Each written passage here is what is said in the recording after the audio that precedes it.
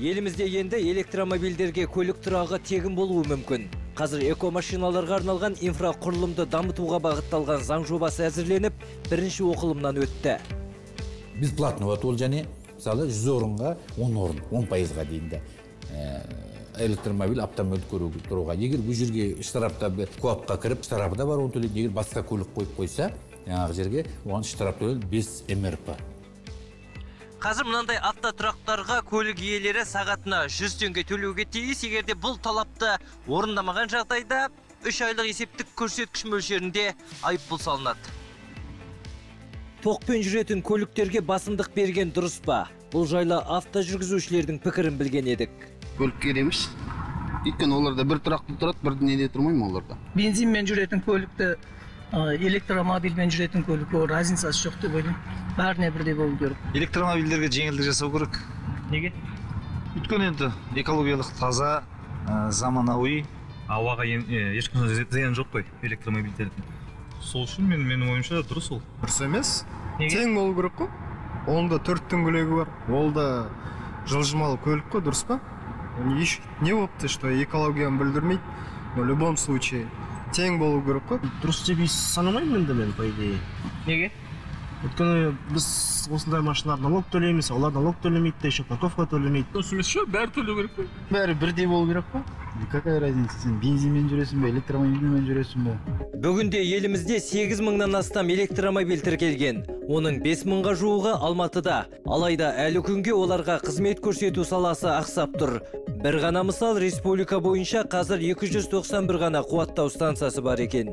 Ең басты біздің ұсынысымыз Қазақстанда автокөліктер көбею үшін оларға бір инфраструктураны дамыту керек. Оларға ID арналып электромобильдік инфраструктурасын.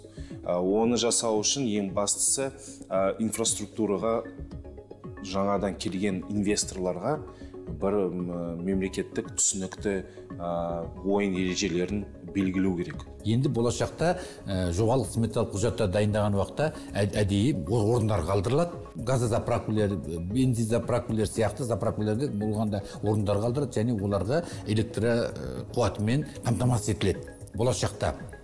Ал қазіргі таңда дайын тұрған жолдарға енді біз оны есептеп отырмыз. Бизнестің өзі ешкімді бұл жерде міндеттеу жоқ. Бизнестің өзі реттейді есептейміз.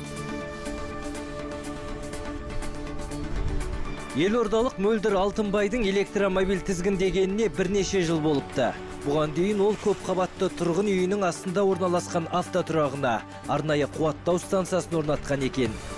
7 киловатт қана береді, яғни ол кәдімгі үйде басқа да плиталарын беретін, қуатын береді. Дегенмен өткен жылдың желтоқсанында құзырлы органдар оған тыйым салыпты. Бұрындары біз АРЭК дейді ғой, солардан рұқсат алып қондыра беретінбіз құрылғыларды паркингте. Ал қазір соны жаңа заң жобасында кішкене қиындатып отыр. 70% тұрғындардың келісімін алу керек деп. Ол мүлдем дұрыс емес, себебі ол тұрғын үй заңның нормаларына қарама-қайшы. Бұл жөнінде біздегі жұмыс жасау өтті. Бұл бірнеше рет қаралды. Бұны төтенше жағдайлар министрлігі қазір подзаконный актің ережелерімен бұның бәрін бекітетін болады. Елімізге әкелінген жаңа электромобильдер салық пен кедендік алымнан босатылған. Нәтижесінде нарықта таңдау көбейді. Бәсеке бағаға әсер етіп, тоқпен жүретін көліктер қолжетімді бола түсті. Еуропалық одақтың жасыл күн тәртібіне сәйкес 2035 жылға қарай сатылған барлық жаңа машина электр негізінде болуы керек. Егер бұл жоспар іске асса, Қазақстанда да сұраныстың арта түсері анық.